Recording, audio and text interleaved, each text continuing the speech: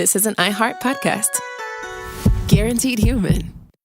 With no fees or minimums on checking accounts, it's no wonder that Capital One Bank Guy is so passionate about banking with Capital One. If he were here, he wouldn't just tell you about no fees or minimums. He'd also tell you about how Capital One cafes are open 7 days a week to assist with your banking needs. Yep, even on weekends. It's pretty much all he talks about, in a good way. What's in your wallet? Terms apply. See CapitalOne.com/bankguy. Capital One N.A., member FDIC. Hey everybody, the official Big Bang Theory podcast is back, covering seasons 3 and 4 of the show. Each week, host Jessica Radloff speaks with crew and cast members like Kunal Nair, Mayim Bialik, and Kevin Sussman. Hear about the Easter eggs you may have missed, behind-the-scenes stories, and how certain real-life relationships shaped some of the most memorable storylines. Watch the official Big Bang Theory podcast on HBO Max or wherever you get your podcasts. Welcome to Stuff You Should Know, a production of iHeartRadio.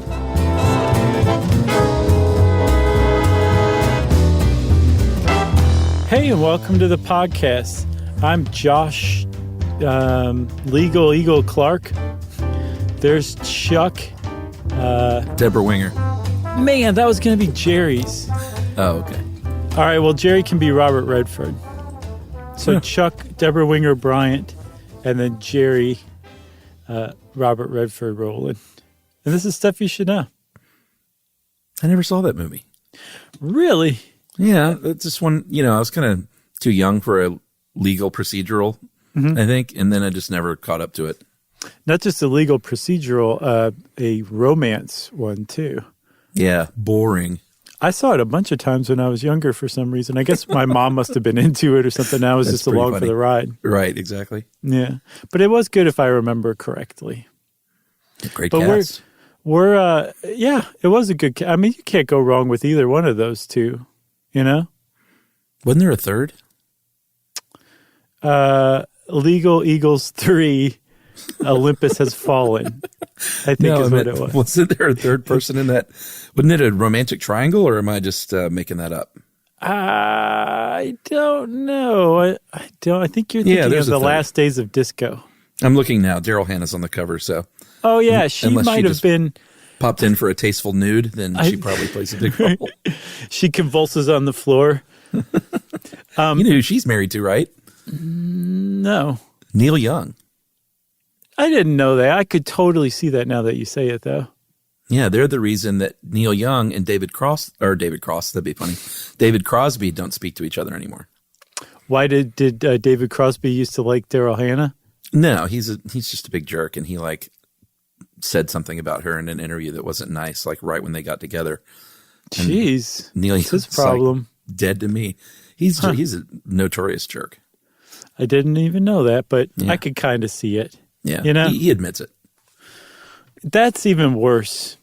I think that's worse. People who are like, I'm just a jerk, deal with it. It's like, no, why don't you change your personality a little bit to conform a little better to the rest of our expectations, you SOB. Well, let me rephrase that. And this is all coming from the great documentary about him, recent one. He admits it and has deep regrets over how he treated people. Oh, well, that's good. So he's That's an old good man contrition. now who regrets his behaviors. That makes it easier to kick somebody when they're down. You know, if they're like, deal with it, you can't bring them down to your level and kick them. Yeah. But if they're like, I really regret everything, you'd be like, yeah, you should Right. really rub it in, you know? Especially if he's an old man. Sure, exactly. So obviously today, Chuck, we're talking about class action lawsuits. I think anybody who could read the Stuff You Should Know tea leaves could have discerned that, or they could have just looked at the title of the episode. Yeah.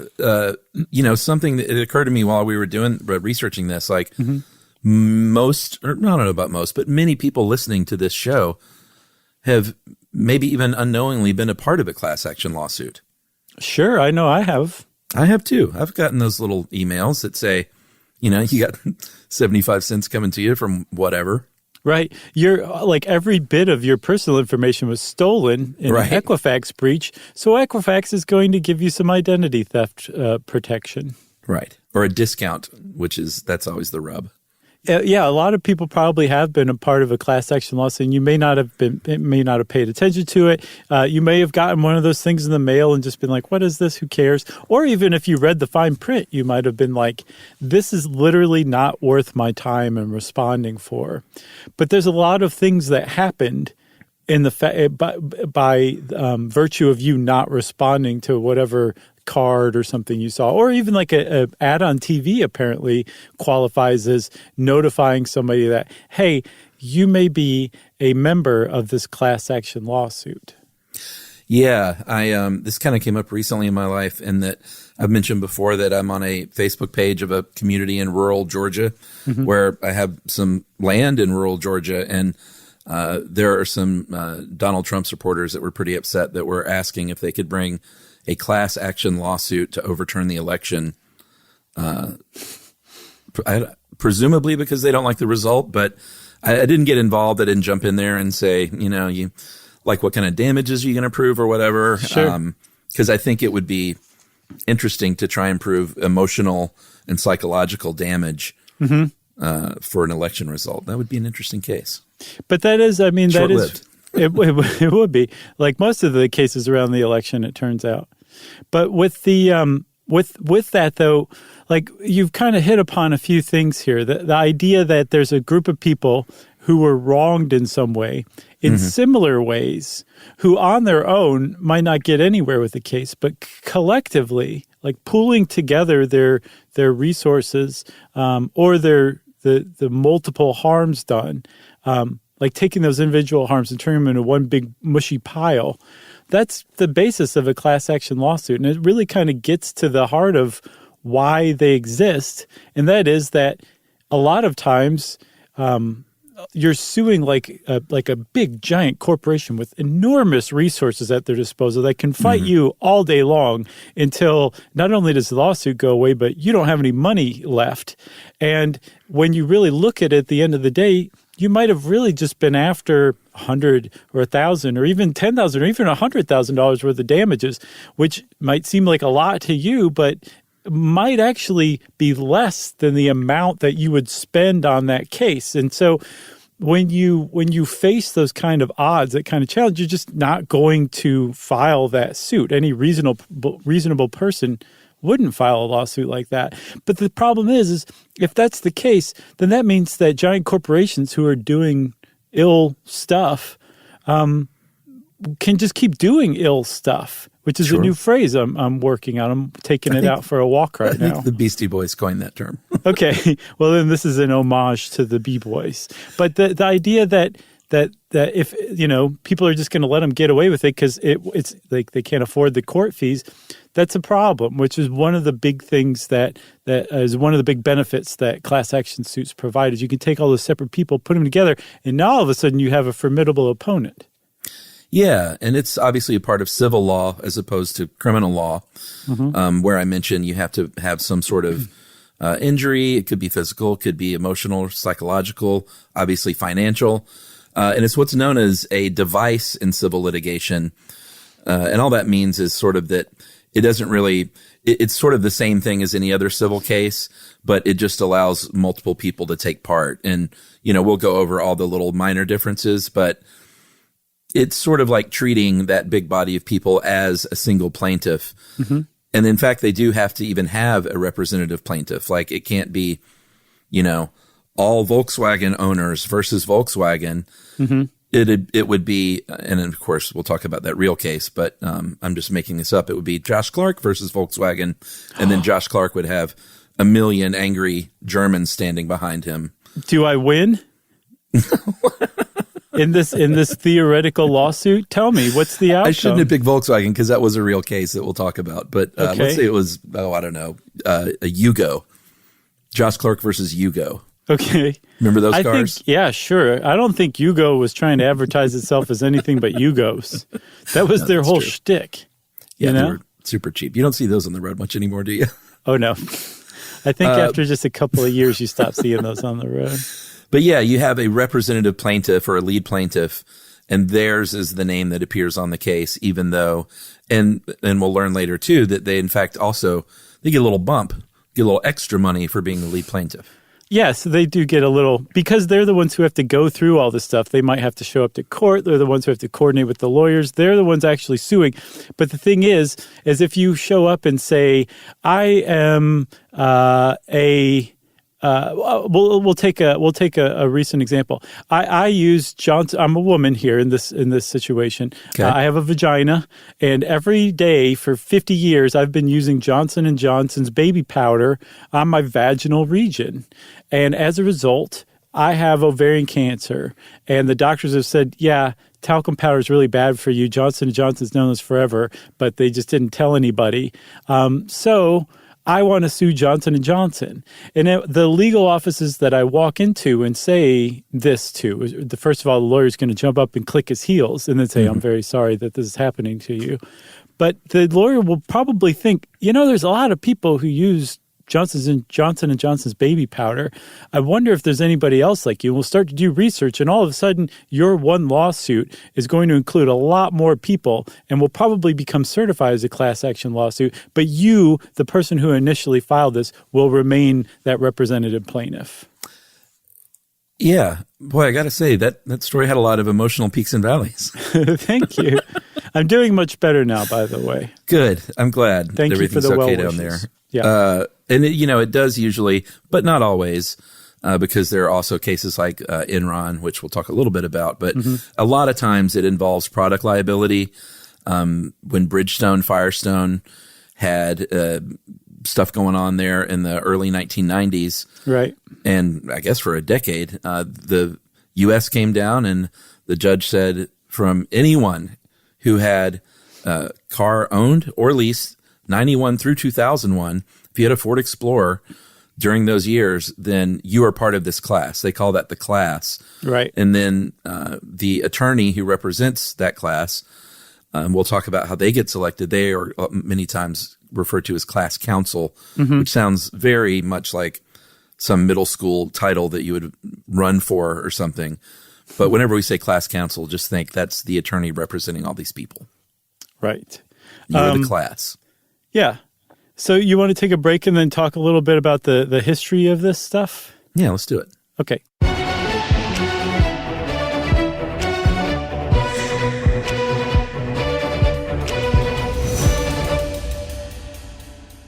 The springtime thaw is finally here. Flowers are blooming. Days are longer. We're saying yes to more plans and finally getting outside, running, walking, just moving again. It's the perfect time to upgrade your everyday go-tos with Bombas. Take Bombas sports socks. They're super comfortable and designed with sport-specific tech for running, cycling, yoga, hiking, you name it. I use them to run in, and I can tell you they work beautifully. So head over to bombas.com and use code SYSK for 20% off your first purchase. That's BOMBAS.com, code SYSK at checkout.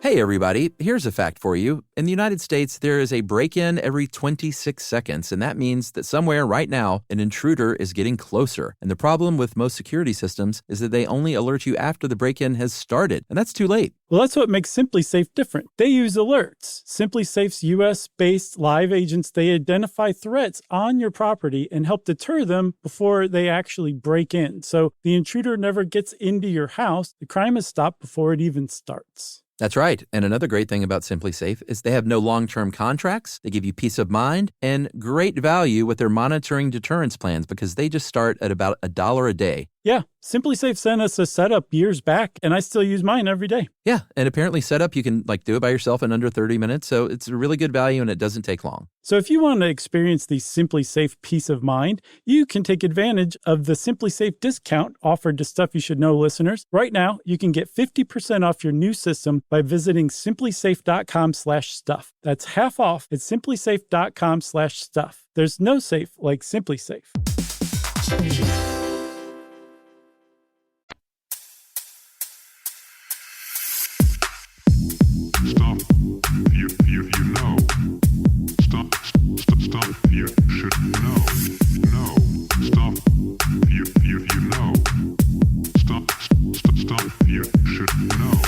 Stuff you should know. So, Chuck, you said that class action lawsuits are a type of civil law, right? Which is not criminal law. But even more specifically than that, because they're a part of civil law, they're actually based on common law, which is the legal body that's been formed over the centuries, starting in England, and even further back than that. It turns out the Vikings are really the first court that was ever set up in Europe, that they actually started a lot of the legal precedent that made its way over to England, that in turn made its way over to America. So helmet tip to the Vikings for all that. But the common law is like the sum of all the judicial decisions made over those centuries that set precedent that was built on and expanded on and refined. That's common law. And common law is the basis of originally of hearing these kinds of cases, which are class action lawsuits. Yeah, and they didn't call them class action suits in 1125, but they had them, and it wasn't, thousands of people against a tire company. It was a few people, but in England, they allowed a handful of people to get together occasionally in the village. Yeah. And, maybe, I'm not sure, I didn't really find why exactly they did this. Initially, my guess would just be efficiency of the court, maybe early on. Yeah. Which is sort of how it still is in a lot of ways, rather than trying thousands of cases or even hundreds of thousands of cases. Yeah. You can just get everyone together in one room. And that's what they did in England. They allowed a few people to file a single complaint against the court. And this kind of carried over the years, eventually into colonial America, along with some other stuff dealing with law. Like you said, a lot of it sort of, some didn't stick, some did. Yeah, no, and there's like a period apparently from about the middle of the I guess about the 1500s, no, the 1400s to the middle of the 19th century, where this just kind of went away in England, but it persisted in colonial America, and then carried on and then went back to England and found purchase in about the middle of the 19th century in England's equity courts, which is a specific kind of court. It's now part of regular civil court now. But for a little while, it was its own thing, where if, say, like you hired a tinsmith to make a gravy boat for you in like 1758, you would take that guy to civil court if he gave you one that was like, only half of a gravy boat. You couldn't hold gravy in it. So what are you going to do with this thing? It's totally useless. So you take the tinsmith to court. Well, you would probably expect money for damages, the money that you gave him returned to you. Civil court would handle that. If you wanted to, say, make the tinsmith finish the job to complete this gravy boat, then you would probably take him to equity court. Equity court was court that had to do with everything except monetary damages or criminal court. It was the creative kind of court where it really kind of called on a judge's fairness and imagination to solve whatever problem was brought before it. And these equity courts, like we said, or like I said, were eventually fused into regular civil court, but they are where our understanding, like the modern understanding of class action lawsuits, were born. Get some of that 18th century gravy. Man, I love gravy. I don't care what century it's from. It's a good band name, too. So the problem with equity courts, even early on, is that there was really no kind of codified procedure for everything, especially as these cases got bigger and bigger as far as people grouping up. There was no standard procedure. And one of the biggest challenges with that, or I guess biggest controversies, was whether or not people that weren't a part of that case technically, but were still a part of it because they had the wagon wheel made by the local townsmith that was faulty, whether or not they signed up or not for that case, whether they were bound by that decision. Right. And it's a little counterintuitive to think about that. Like, who cares if Goody Smith isn't a part of this case? Maybe he doesn't care that his wagon wheel is faulty or not. But what this does, if you look at it on the other side, is Goody Smith can't, like, once they settle this thing, Goody Smith can't come along and then say, well, I want to sue you separately. Right. So then Goody Smith couldn't come around later, or I guess until they changed it. He could come around later and sue again, but they had to work all this out. They were like, that's not fair. You can't have this big civil case have someone technically be a part of it, but not assigned to it, and then later on try and get their own separate damages. Right. So, but I mean, that's, I think, how it was for a good, almost a century, a little over a century, where you could say, like, I didn't have anything to do with this thing. Goody, by the way, is short for good wife. So it's like Mrs. Smith. Well, I was just kidding around anyway. So, yeah, but like the ninth grade Crucible reader in me could not just let that pass. Remember that play? I do. I love it. So the thing is, like, for a good century, like even if you were considered somebody who would be a member of that class, if you hadn't signed on to this lawsuit, you could come back around and say, I didn't have anything to do with that. Like, I want to sue you myself. And that did kind of make things unwieldy, because one of the purposes nowadays for filing a class action lawsuit, at least as far as like the defendant, like say the big corporation is concerned, is to just settle this once and for all. And so eventually they came up with something called Rule 48, which started to kind of include, it was like the birth of the rules for class action lawsuits. And Rule 48 morphed into Rule 23. Rule 23 eventually in 1966 said, you know what, we're just going to say this. If you qualify as a member of a class action class, even if you have nothing to do with this, if you don't sign on, you're considered bound to the decision, which means if like the people suing these people lose, you can't go back and sue them again and try yourself. You're bound by that decision. And in 1966, they said, well, how are we going to do this? And they said, well, we need to just notify people, give people the option to say, I don't want to have anything to do with the suit because I do want to sue these people on my own. And as long as you give them that option, the whole thing seems pretty fair. Yeah. 1937 was when the Supreme Court first adopted these rules of civil procedure and the beginnings of Rule 23. And this is when they sort of just dissolved a lot of the separation between the law courts and equity courts. But it was until 66 that they finally realized that was an issue. And they also, I mean, it's a pretty dense thing, Rule 23. There was a lot that went on. Yeah. And then that was amended again in 2005 with the Class Action Fairness Act, which, among other things, said that, if it's over $5 million, then this has got to go to federal court, right? Federal district court, because that's too much money.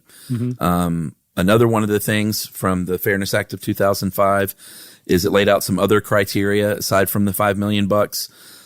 It said that any case involving plaintiffs or defendants from like a bunch of different states, so if it's like all across the country, basically, yeah, and they call that diversity jurisdiction, then the federal court can actually it has to go to federal court under that case.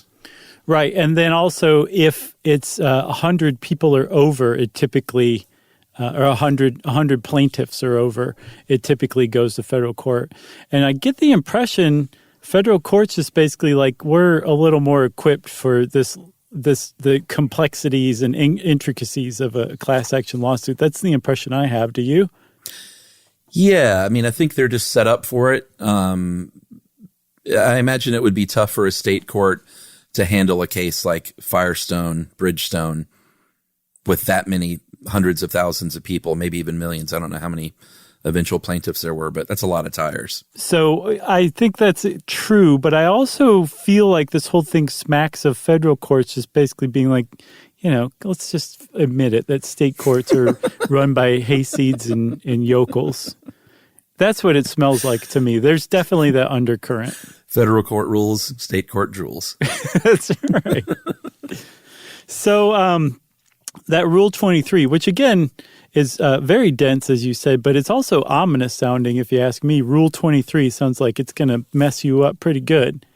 But it's basically the body of understanding for class action lawsuits that's been established since the 30s up to 2005 with the Class Action Fairness Act, like you were saying. And if you read it, you can basically get a pretty good idea of what has to happen for a class action lawsuit to go forward. Apparently, each state has its own rules, but as far as the federal districts are concerned, Rule 23 is it. And the first thing you have to do is you have to become certified as a class. Like your lawsuit has to go from it's just me suing, Exxon for the oil spill to I've got all these other neighbors and cannery owners around here who are all affected by this oil spill. And we think we have a good case against Exxon. And very importantly, we all have the same kind of harm. We have a common complaint, which is Exxon spilled a bunch of oil, messed up our livelihood and our lives. And we all, because we all have the same kind of case, the defense, Exxon, could mount the same defense against all of these complaints. So we would probably be certified as a class. Yeah, the common defense in the case of like Aaron Brockovich, that movie. I can't remember the name of the company that was the defendant, but the PG&E. defendant. Who was it? Pacific Gas and Electricity. Yeah, the that's one who right. keeps setting off wildfires out in California. So they couldn't then have a defense, one defense against like a certain number of people or a certain kind of person in town, let's say, right. is probably more applicable. And then another for another kind of person in town. Yeah. They had to mount a common defense. It's basically, I think, all about equity or making things equitable among kind of for both sides. Yeah, which for I sure. thought was pretty interesting. And only, you have to get certified, and only 20 to 40% of lawsuits that are filed as class action even get certification to begin with. Yeah. And the reason that was lower than I thought, but I guess it also makes sense. What I could not find is this, Chuck. What happens to the original lawsuit, the original plaintiff, if they're not certified as a class or as a class action lawsuit? Well, you can probably just go sue on your own, I would imagine. I don't know. I cannot find out. And the way that I couldn't find out was the case that first piqued my interest about that was Dukes versus Walmart. I think it was Dukes et al. Versus Walmart, which turned out to be the biggest class action class ever created. It consisted of 1.5 million women. Wow. Who had been employed. It's bigger than the U.S. military, by the way. But they were every woman who was employed by Walmart between, I think, anytime after 1998. And the whole lawsuit was that Walmart was basically promoting men more quickly and giving men more resources to advance into management positions than women. And the idea was that if you were a woman, you were harmed by this equally. So it made sense that this would get certified as a class action suit, because any woman who worked for Walmart would have been harmed by not having the opportunity to advance. But then Walmart argued and said, well, there's no national or company-wide policy that says you can't advance women, you can advance men more quickly, that all of these advancement decisions are made up of thousands and thousands of local decisions. So since there were so many different decisions that affected all these different women, this class doesn't make sense. And they actually won. It went all the way to the Supreme Court, and the Supreme Court said, Walmart's right. This doesn't make sense as a class action suit because all of the harms could have been for different reasons carried out by different people. But the reason that does make sense to have that certification clause is because any defendant has a right to defend themselves against any accusation in court. And so if everybody's accusing them of the same harm, then it makes sense of certifying them together as a class. If there's different harms that aren't quite the same, then the defendant should be able to defend against that accusation, that accusation, that accusation, and you shouldn't lump all those people together into a whole class. Right. So the judge is in charge of defining the class, and like we said, it's got to be specific to the problem at hand. It can't be all Bridgestone tire owners. Unless it's all Bridgestone tires. Sure. But it turned out it was just this one tire on this one car. And so you have to really define that. Like if you had this car during these years, then you are part of this class. Right. And from that point, it has the notification that we talked about has to take place, whether it's, you've seen TV commercials probably that have this kind of thing. Yeah. You see advertisements in the newspaper. You probably get a mailer. It depends on how broad it is. They're not going to do a TV commercial if they don't need to, because that costs money, obviously. and that's an expense. But they're going to notify everyone in pretty quick order, because what they want is for everybody to know they're a part of this class that's a part of that class, and whether or not you want to opt in or out.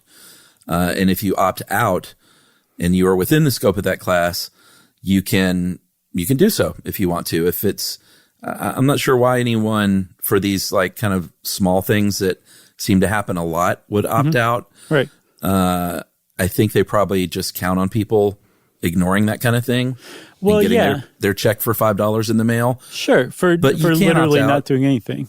Yeah. You can't opt out if you're, I don't know, if you're a person who's just like, I don't want my name on any list and I don't want to be a part of any, if you're kind of a paranoid type as far as the government and court cases go, you may want to opt out just to not be a part of something so small. Who knows? Well, I think the reason that they include it is because if you are let's say you were somebody who, whose house was washed away by the oil spill of the Exxon Valdez. But the class action lawsuit was everyone who was affected by the oil. So it would include people whose houses lived or whose houses were a mile away, whose front yards got covered in oil. Well, you'd be like, wait a minute, whatever they're going to get is nothing like what I need, the damages that I'm seeking. So I'm going to opt out. And because they can't, and because there's tons of real reasons to opt out. I'm talking about the $5 check coming from the credit card company. Sure. But I'm saying like they can't differentiate who's getting that mailer from who's not, which is why they put the onus on the person getting that mailer, seeing that TV commercial to say, oh, I need to opt out because I need to sue them on my own. I can't be part of this class. Because when that settlement is reached and they say everybody's going to get $5 for the trouble, that's what you got for your house being washed away. You know what I mean? Yeah. So then the judge is actually going to appoint the counsel, which is different than how it usually works. The judge is going to look at this and say, and this is for I think for defense only, right? I guess the judge can change the plaintiff, but it's typically the lawyer who actually files the case. I think it's unusual for the judge to overrule that unless it's someone who just doesn't have the responsibility or maybe that kind of background.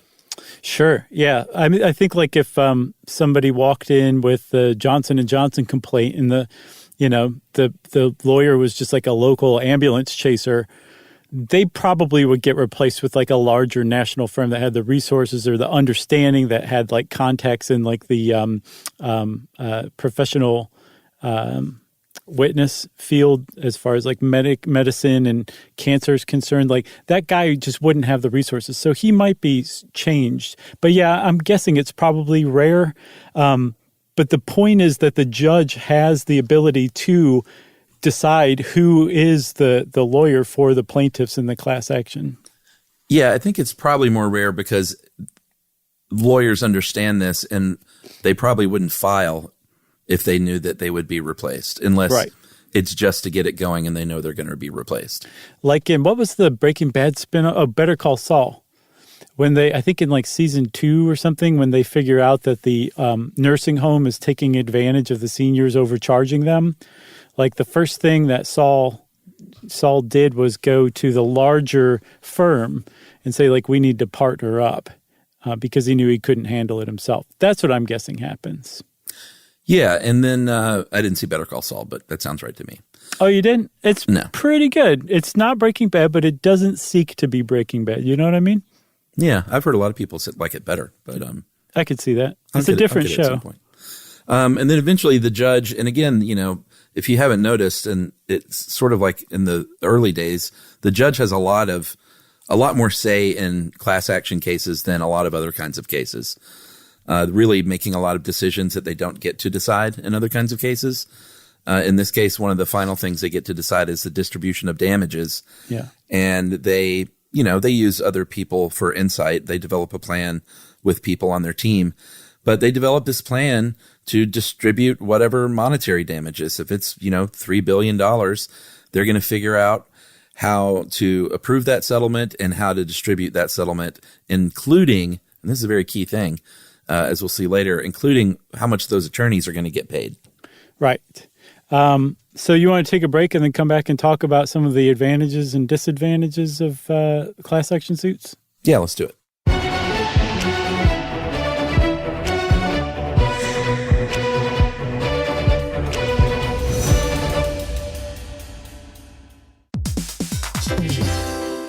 Hey, everybody, here's a fact for you. In the United States, there is a break-in every 26 seconds, and that means that somewhere right now, an intruder is getting closer. And the problem with most security systems is that they only alert you after the break-in has started, and that's too late. Well, that's what makes SimpliSafe different. They use alerts. SimpliSafe's U.S.-based live agents, they identify threats on your property and help deter them before they actually break in. So the intruder never gets into your house. The crime is stopped before it even starts. That's right. And another great thing about SimpliSafe is they have no long-term contracts. They give you peace of mind and great value with their monitoring deterrence plans because they just start at about $1 a day. Yeah, SimpliSafe sent us a setup years back, and I still use mine every day. Yeah, and apparently setup, you can do it by yourself in under 30 minutes. So it's a really good value and it doesn't take long. So if you want to experience the SimpliSafe peace of mind, you can take advantage of the SimpliSafe discount offered to Stuff You Should Know listeners. Right now, you can get 50% off your new system by visiting simplisafe.com/stuff. That's half off at simplisafe.com/stuff. There's no safe like SimpliSafe.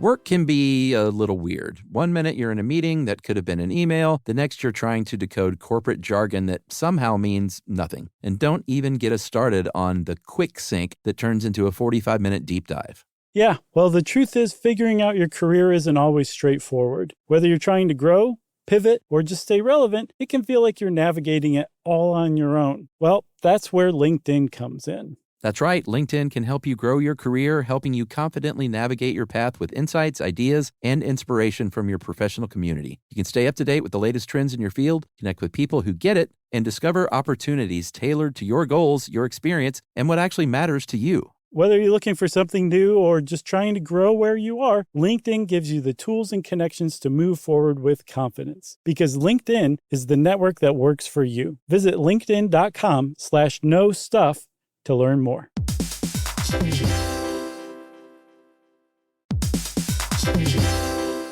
Hey everybody, we're here to talk to you about Wayfair, who believes that spaces should be functional, they should be comfortable, they should be well designed, and they can be well designed by you with their help. Your updated space should feel more comfortable, inviting, and practical for everyday use. And we're talking about outdoor seating. We're talking about grills. We're talking about major appliances. If you need storage solutions, Wayfair can help you out. Patio lighting, rugs, decor. It is your one-stop shop for home. Yeah. I mean, it's getting nice out, so it's time to think about living outdoors for the next few months. And Wayfair knows that outdoor furniture, it's heavy, it's intimidating to assemble. So Wayfair has stepped in and said, we're going to handle the hard part so you don't have to. That's right. You can shop Wayfair Verified, your shortcut to the good stuff. And that means their team of product specialists are going to vet everything by hand using a 10-point inspection, testing things like, quality materials, functionality, and features, and even how long it takes to build that piece of furniture. And the overall experience save time, reduce hassle, and improved convenience. Patio season is here, and these deals won't last. So head to wayfair.com right now to get your outdoor space ready for way less. That's WAYFAIR.com. Wayfair, every style, every home.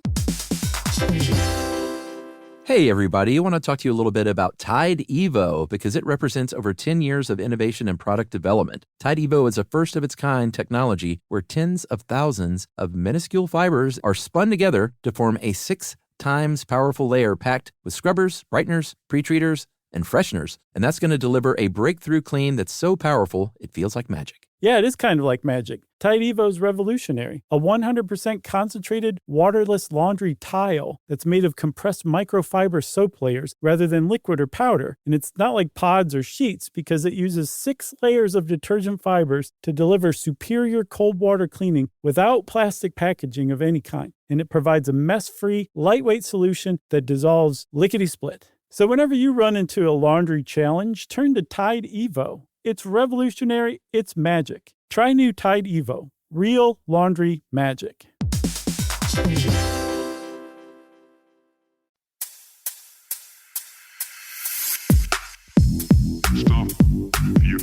know. Stop you should know. No.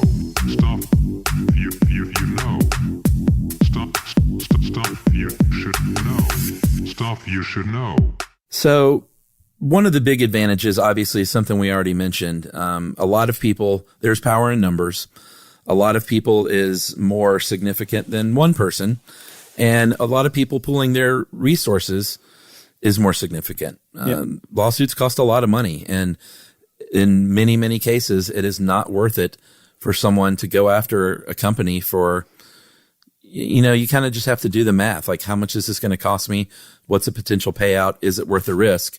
Whereas if you can band together with a bunch of other people, it's a huge, huge advantage.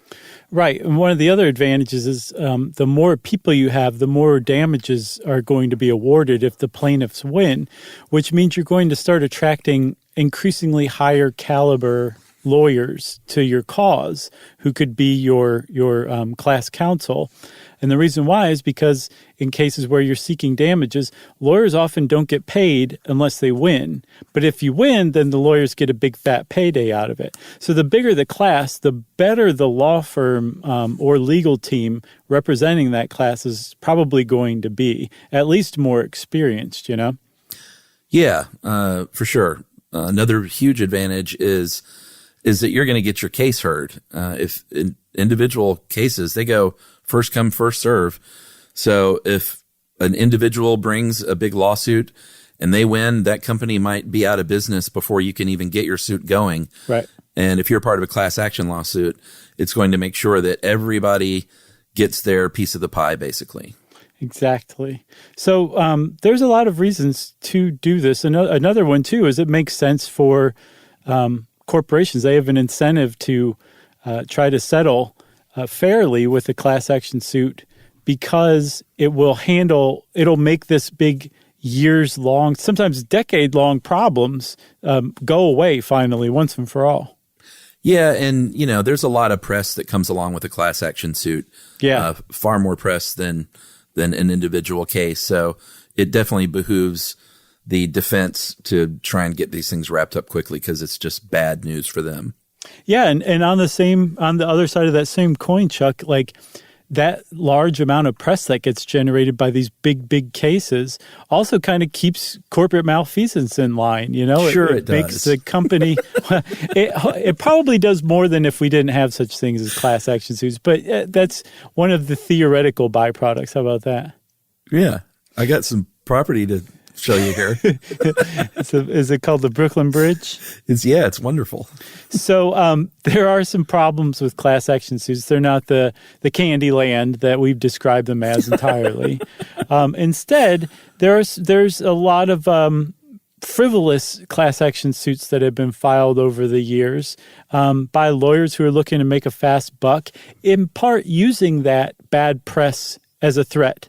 Like, do you really want this to be, to get dragged out in court? Just go ahead and settle. And, I'm the lawyer. I'll take my big fat cut. And that's a big problem, actually. And that's a big perceived problem, too, that class counsel walk away, whistling and laughing all the way to the bank while the individual members are just getting $5 for their problems, even though they're the ones who had the thing befall them in the first place. Yeah. And also, if you choose, like, let's use that Exxon example. If you get bad legal advice and your house was destroyed more than other people's property and you don't opt out, you can't then say, oh, well, I only got this much. My whole house was destroyed. I really want to bring a lawsuit again. Yeah. You can't do that unless you opt out. So that is a disadvantage that's sort of your one shot basically at any compensation. Yeah, I think the rule of thumb is if you didn't even know that this wrong had befallen you, it's probably not that big of a deal and you're not going to want to opt out because then that means you have to hire your own lawyer and go through the trouble of suing somebody, which is never pleasant or fun. Totally. So like I was saying, like those class lawyers are a favorite target of tort reformists and critics because if the plaintiffs win and the judge rules in the plaintiff's favor, one of the things the judge will do is figure out what the compensation is for the lawyer it's going to be.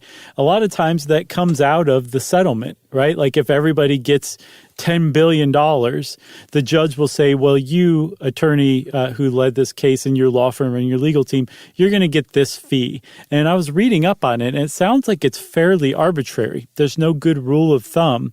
And in fact, lawyers who represent class actions may actually get a lower percentage fee than they would if they were representing somebody on an individual basis.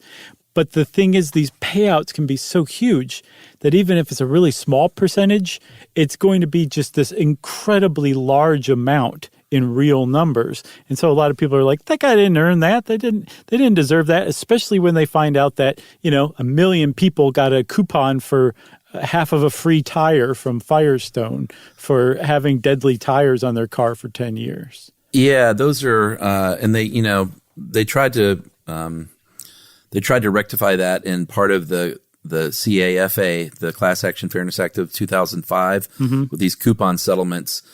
Those really rubbed me the wrong way. It wasn't a class action suit, but there was something involved. At one point, I was a season ticket holder for the Atlanta Falcons. Ooh. And I can't remember what the deal was now. It wasn't a class action suit, but there was something to where they wronged the season ticket holders in some financial way. Terrible playing? Yeah, we should have run a class action suit right. for the past 35 years. Those North Georgia people would join it. Yeah, exactly. But they did that coupon thing, and they were like, well, because of whatever it was, this upcoming season, season ticket holders will get 25% off anything from the Falcons merch store. Oh, no. And that just really rubbed me. It's like, because you're spending more, like the people that fall for that right. are just giving them even more money. That's a big criticism, is that it establishes or keeps established an ongoing commercial relationship between the person who wronged you and you, the person suing them. And that is a big criticism. Some people say a good reply to that is just have cash settlements, or you could have a whole product settlement. Like rather than you having a coupon for some percentage off, so you still have to give them money, they say, we'll give you the jersey of your choice free and clear, and you never have to see us again. Or maybe even like from the NFL.com store. It doesn't even have to be like a Falcons jersey. That's a solution to that too. But one of the big problems was lawyers who were representing these coupon cases, they were taking a percentage of the entire value of the coupons. Of all the coupons. Right. And so what CAFA in 2005 or 6 sought to change was saying, like, you really shouldn't do that because a lot of people don't actually redeem that. So you shouldn't get a percentage of the people's coupons who are never going to redeem that coupon. You should get a portion of the coupons that are going to be redeemed. And that is just as hard. Figuring out how many coupons are going to be redeemed is as hard as it sounds, from what I understand. Yeah, and there's one case in 2013 that you sent over that was pretty interesting. There was a teenager, his name was That Guy, who measured his Subway sandwich, his foot long. Wait, he was Australian, so say it in Australian. He was that guy. Nice. And he measured his foot long, and it was only 11 inches long. And he took it to attorney Jackie Childs. And then Jackie Childs didn't take the case, and so the kid went away. And then another kid measured his sandwich, and his name was, well, actually, and he actually got this thing taken to court because he didn't have a 12-inch sub on from his Subway sandwich. It baked up a little bit short. Yes. And that was an actual case. Of course, I'm kidding around about those names, but although I wish I wasn't.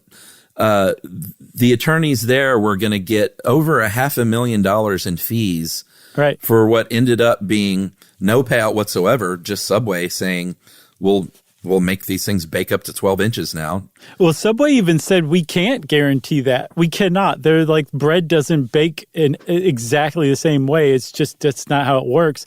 And the court even tended to agree with that. But the point was, no one was going to get anything. Not even like a free 6-inch sub. Nothing. A free inch. Yeah. Not even a free inch. You were just going to get Subway will stay in business. But these lawyers were going to get $500,000, and the judge is like, you know what, forget this. We're just going to dismiss this entire case. That's right. Jackie Childs was very disappointed. There was also a similar one when the Center for Science and the Public Interest hired some lawyers to sue Coca-Cola, who owned Vitamin Water at the time. And Vitamin Water used to have this hilarious ad campaign where it promised all these ridiculous health benefits that any reasonable person knew were not true. And they weren't suing for that. They were actually suing because Vitamin Water didn't disclose how much sugar it had in it. Even though it was ridiculous health claims, it was still kind of purporting to be healthy. And the Center for the Science and the Public Interest was like, this is not healthy at all. And so they sued. Coca-Cola didn't do anything but stopped, I think, advertising the way that they were. But those lawyers still got $2.73 million in fees, even though no one else got anything. 32 grams of sugar in Vitamin Water. Yeah, I believe it. Crazy? Tastes delicious. I didn't know it had sugar in it. I'm offended. Yeah, that's why they got sued. And there have been some very famous civil class action suits over the years. The largest ever, obviously, were the tobacco settlements. Yeah. And that was by tenfold next to the second highest one, tobacco settlements. And I don't think it's over yet even. $206 billion so far. Yeah. From that 1998 decision. 46 states, the attorney generals from 46 states were involved, and they obviously couldn't pay that out all at once. But what they were ordered to do was pay out for medical costs for smoking-related illness over the course of 25 years. Yeah. The next highest was the BP spill for $20 billion. Wow. Volkswagen comes in at number 3 with $14.7 billion. And that one was pretty significant in that it wasn't a coupon payout. It was a pretty good restitution, I think, in that they said, you know what, we will actually buy back, we'll fix your car for nothing, or we will buy back your car or end your lease with no penalty. Right. And this is when Volkswagen cheated the software to try and cheat U.S. emissions tests. Big scandal. So wrong. It was a big scandal. There's plenty that are still unfolding as we speak, like the Johnson & Johnson talcum powder one. If you watch Svengoolie or anything else on MeTV, you're probably well versed in the Boy Scout of America sex abuse case that's ongoing. Yeah. Apparently, a friend of mine's brother was one of the first plaintiffs in that case. Oh, I think I remember you talking about that. Yeah. Now there's 70,000 members of that class and growing. And then if you've ever heard that ad for Mesobook, that's actually a mesothelioma guide that you will get sent to you by the lawyer of that class action settlement who's still looking for plaintiffs against the asbestos manufacturers. So there's still plenty ongoing. Now that we've talked about this, it'll be like that Baader-Meinhof thing where you'll see class action ads on TV all the time now. Yeah. I mean, Enron was a big one. Remember Fen-Phen, the diet drug? Oh, yeah. That was a big one. That was a $3.8 billion payout. The silicone breast implants, that was a big payout. Yes, but that one, from what I understand, was total BS. It was based on medical hysteria, and later science backed up the company's claims that they had nothing to do with, I think it was connective tissue disorder. Oh, interesting. The science, nobody was carrying out the science. It was all basically paid testimony for the plaintiffs who were not necessarily even scientists. And on the other side, nobody had any science, and then science came later on, but it was after the settlement had been reached for billions of dollars. Did they that demand was the a bit money of a back? scam, it turns out. Did they get it back? I don't think so. Probably not. That's not how it works. I don't think so. A reverse got class anything? action suit. Right. It's Walmart one company wants to sue suing America. millions of people. You got anything else? I got nothing else. All right. Well, if you want to know more about class action lawsuits, just watch MeTV. And since I said that, it's time for listener mail. Hey guys, this is another coincidence email, and this one, we get a lot of these, like, hey, I was listening to the show when there was a tornado near me, or whatever, on tornadoes, but I thought this one was special. Hey guys, I was listening to the Fort Knox episode and the listener letter about wetlands and happening to be at a wetland. I might share I've had two very random coincidental things. A few years back, I was driving into a small town in southwest Colorado where I live, and one of you mentioned a penny farthing. If you don't know what a penny farthing is, dear listener, it is the bicycle with that giant front wheel and the tiny little back wheel from the, were those 19th century, I guess? Yeah, early 20th, one of the two. I glanced over to the bike lane, and sure enough, there was a guy riding a penny farthing. That is the most amazing thing I've heard in a long time. I've never seen one in real life, even. I don't think I have. I think I've seen like an antique in the store or something like that, but I've never seen somebody riding. Although this would not be nearly as amazing if the person turns out to be riding from Brooklyn. Because I'm sure that's a pretty common sight. From Brooklyn to Colorado, that'd be something else. Yeah, I guess so. But what are the chances this guy's listening to that? That's amazing. It is astounding. And I mean, why were we even talking about penny farthings in the first place, you know? It's a good word. Sure. It was the first time I had seen one of those in that town I've lived in for 25 years. Next was this summer, after dropping off some clients to put on your episode about ice climbing, just as I was driving out of town to a Mecca destination for ice climbers around the world. That's a little less impressive. I like that penny farthing. Yeah, I do too. And that is from Sean in Telluride, Colorado. Very nice, Sean. Thank you for the first anecdote. The second one, thanks for nothing. If you want to get in touch with us like Sean did and tell us your best anecdote, we want to hear it. You can get in touch with us via email at stuffpodcast@iheartradio.com. Stuff You Should Know is a production of iHeartRadio. For more podcasts from iHeartRadio, visit the iHeartRadio app, Apple Podcasts, or wherever you listen to your favorite shows.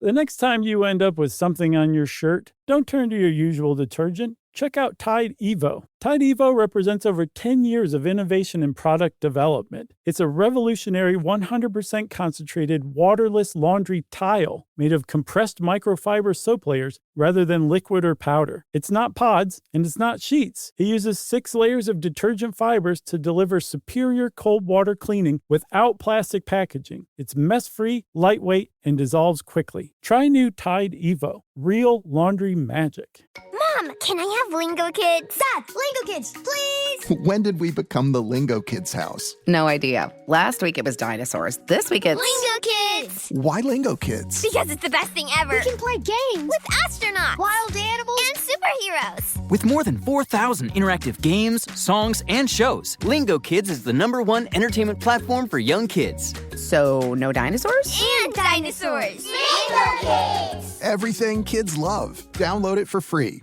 This is an iHeart podcast. Guaranteed human.